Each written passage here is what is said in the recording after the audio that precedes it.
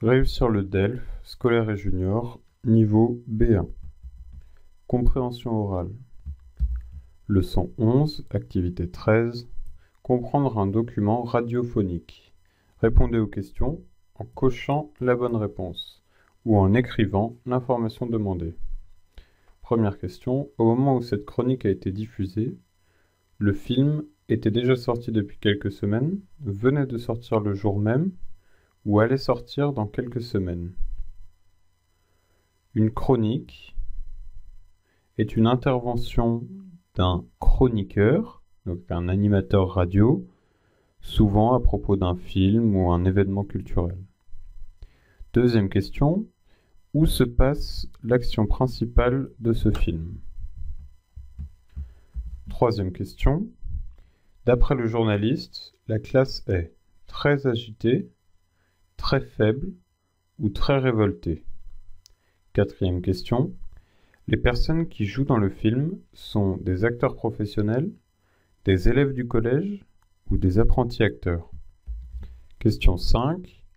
D'après le journaliste, le film est plutôt drôle, plutôt grave, ou à la fois drôle et grave. Grave dans le sens de sérieux, un peu à l'opposé de drôle. 6. Finalement, il pense que c'est un film que tout le monde doit aller voir, qui intéressera seulement les spécialistes du monde éducatif, ou que les ados ne devraient pas aller voir. Vous allez maintenant entendre la chronique. Essayez de trouver les bonnes réponses. Activité 13, page 19. Autant vous prévenir, si vous avez envie d'oublier l'école quand vous êtes au cinéma, n'allez pas voir Entre les murs, le film dont tout le monde parle en ce moment. Le film sort aujourd'hui seulement et pourtant, il est déjà précédé d'une récompense prestigieuse obtenue il y a quelques semaines au Festival de Cannes. Dès que la lumière s'éteint, vous êtes plongé dans une salle de classe pendant plus de 2 heures.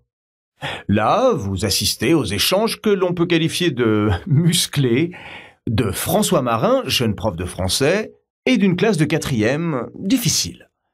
Difficile, le mot est faible. Les élèves chahutent, sont insolents et ont des lacunes scolaires très inquiétantes. De son côté, le prof de français s'emporte parfois aussi. Le quotidien d'un collège n'est pas très drôle, et ce film a le courage de le montrer. Le réalisateur nous conduit avec réalisme dans ce collège du 20e arrondissement de Paris. Si réaliste que le film fait penser à un documentaire. Pourtant, les comédiens, tous non professionnels et tous élèves de ce collège, ont énormément travaillé pour aboutir à ce résultat naturel. Le spectateur est traversé par de nombreuses émotions. Le film est tour à tour grave, drôle ou émouvant. Même s'il se passe exclusivement à l'intérieur des murs du collège, le film aborde des questions qui agitent notre société depuis plusieurs années en matière d'éducation, d'identité, d'intégration. Je corrige donc ce que je disais au début de ce sujet. Allez voir ce film, même si vous avez envie d'oublier l'école. Et emmenez vos parents. C'est un film qui intéressera tout le monde, pas seulement ceux qui travaillent à l'école. Voici maintenant la transcription écrite de ce que vous venez d'entendre. Autant vous prévenir, si vous avez envie d'oublier l'école quand vous êtes au cinéma, n'allez pas voir Entre les murs, le film dont tout le monde parle en ce moment. Le film sort aujourd'hui seulement, et pourtant il est déjà précédé d'une récompense prestigieuse obtenue il y a quelques semaines au Festival de Cannes. Dès que la lumière s'éteint, vous êtes plongé dans une salle de classe pendant plus de 2 heures. Là, vous assistez aux échanges que l'on peut qualifier de musclés de François Marin, jeune prof de français, et d'une classe de 4e difficile. Difficile, le mot est faible. Les élèves chahutent, sont insolents, et ont des lacunes scolaires très inquiétantes. De son côté, le prof de français s'emporte parfois aussi. Le quotidien d'un collège n'est pas très drôle, et ce film a le courage de le montrer. Le réalisateur nous conduit avec réalisme dans ce collège du 20e arrondissement de Paris. Si réaliste que le film fait penser à un documentaire.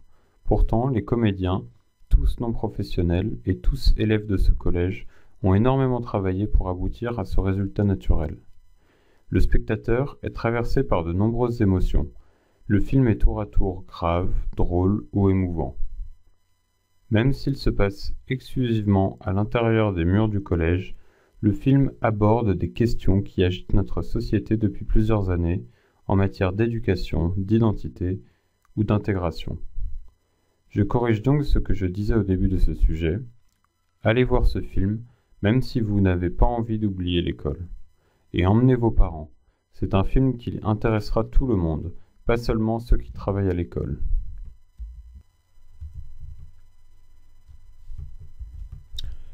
Ici, la récompense prestigieuse dont il est question est la Palme d'Or, obtenue au Festival de Cannes. Des échanges qu'on peut qualifier de musclés, c'est-à-dire presque physiques, on en vient presque aux mains.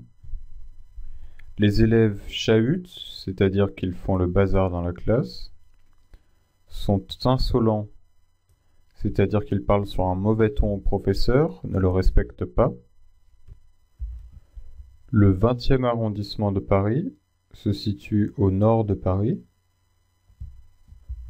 Le film aborde des questions qui agitent notre société, donc des questions de société, c'est-à-dire des sujets qui concernent tout le monde, comme ici l'éducation, l'identité ou encore l'intégration. Voici maintenant le corrigé de l'activité. La première question était, au moment où cette chronique a été diffusée, le film était déjà sorti depuis quelques semaines, venait de sortir le jour même ou allait sortir dans quelques semaines. On repère dans le texte la phrase « Le film sort aujourd'hui ».